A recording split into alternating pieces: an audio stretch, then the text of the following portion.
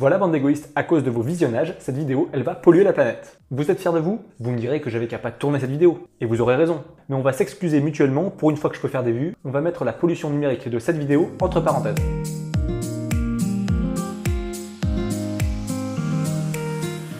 On est en plein confinement, on ne circule presque plus, la qualité de l'air elle s'améliore, mais en parallèle, pour s'occuper, on est beaucoup sur internet. Vu que les versions premium des sites porno sont devenues gratuites, ça y va. Jusqu'à présent, on n'en branlait pas une, et maintenant c'est tout le contraire. À quel humour? Ça se voit que j'écris mes textes? Toutes les blagues sont mûrement réfléchies durant de longues heures. C'est faux, totalement faux. Je suis juste un gros beauf. Même Netflix a dû baisser le débit de sa plateforme pour éviter de saturer le réseau. De manière générale, avec ou sans confinement, la population mondiale, elle ne fait qu'augmenter. Surtout qu'il va y avoir un pic de naissance dans 9 mois. Tout ça pour dire qu'on consomme de plus en plus de contenu, du contenu vidéo essentiellement, et qu'à un moment, il va falloir repenser notre usage d'Internet pour éviter de surchauffer. Pourquoi je vous dis tout ça? Eh bien tout simplement parce que si Internet était un pays aujourd'hui, ça serait le 3e plus gros consommateur d'électricité derrière la Chine et les États-Unis.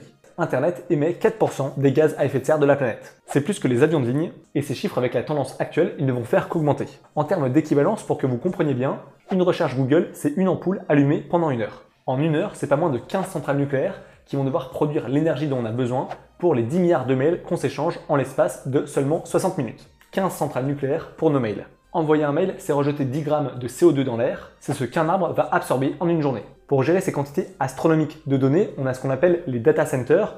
Ce sont des sortes d'énormes entrepôts, les centres de données où on va installer les serveurs qui vont faire tourner Internet. Il y en a plus de 4000 dans le monde, et forcément ces serveurs, ces machines, ça consomme énormément. Un seul data center, ça consomme autant en une journée qu'une ville de 30 000 habitants.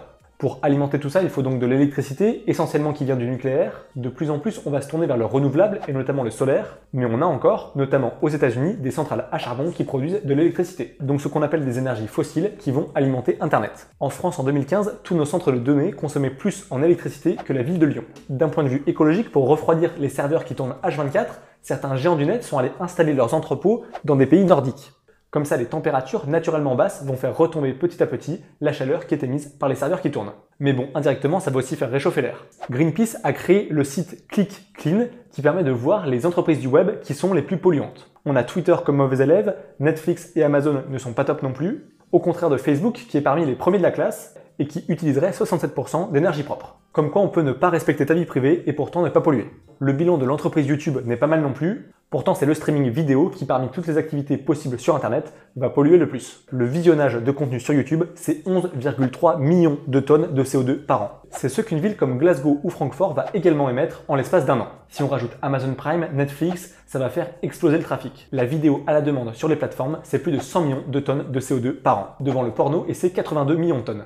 Avec tous ces milliards de vues, le clip Gangnam Style a consommé ce que produit une petite centrale nucléaire. Rapidement aussi, la fabrication des smartphones, des ordinateurs portables, elle pollue. Faut extraire les composants, notamment dans des mines où les conditions de travail ne sont quand même pas très bonnes, voire désastreuses, pour ensuite aller faire fabriquer les appareils à l'autre bout de la planète et les faire revenir sur tous les continents pour les vendre. Alors les conseils qu'on peut donner pour éviter de trop consommer et donc de trop polluer, il faut essayer d'utiliser le plus possible le Wi-Fi, moi je dis le Wi-Fi, de préférence par Ethernet, en filaire, parce que l'usage de la 4G, il consomme 23 fois plus que le Wi-Fi. C'est vrai que parfois on rentre chez soi et on oublie de se connecter à sa box avec son téléphone par exemple, et puis on n'y pense pas parce que la 4G marche très bien. Faut éviter de regarder des trucs en 4K qui vont donc consommer énormément puisque la qualité est supérieure, privilégier le téléchargement plutôt que le streaming, et aussi éviter d'écouter de la musique sur YouTube. C'est vrai que c'est quelque chose que moi je faisais pas mal, mais en fait tu fais tourner une vidéo pour rien, juste pour avoir de la musique. Pour éviter Google comme moteur de recherche, vous pouvez opter pour Ecosia par exemple, qui va planter des arbres pour chaque recherche que vous allez faire. Mettre des favoris sur votre navigateur, ça permet aussi d'éviter de faire des recherches inutiles. Vous avez aussi l'outil CleanFox qui va vous permettre de faire le tri dans votre boîte mail en vous aidant à retirer les newsletters et les spams. Surtout que garder des mails archivés, ça pollue également. Alors effectivement, c'est des petits gestes, mais tant qu'à faire, autant les faire. Faut pas culpabiliser, la pollution elle ne vient pas que de nous. Les grosses entreprises sont les principaux émetteurs de CO2. Faudrait une prise de conscience globale pour lutter contre le réchauffement climatique, mais ça n'empêche pas qu'à notre échelle, on peut essayer de revoir un petit peu nos modes de consommation qui sont devenus totalement débridés. Les températures, elles augmentent, les eaux montent, et avec la montée des eaux, il y a des milliers de kilomètres de câbles de fibre optique qui vont devenir inutilisables. Sans oublier la multiplication des intempéries, notamment des inondations, qui vont abîmer, voire détruire des réseaux. On surfe sur internet, on pollue, on réchauffe, et la planète va nous le rendre en nous privant de connexion. On aura tout gagné. J'espère en tout cas que cette vidéo vous aura intéressé, n'hésitez pas à vous abonner, liker, commenter, partager. On se retrouve très bientôt, d'ici là portez-vous bien, naviguez intelligemment sur internet et tenez-vous informés. Ciao.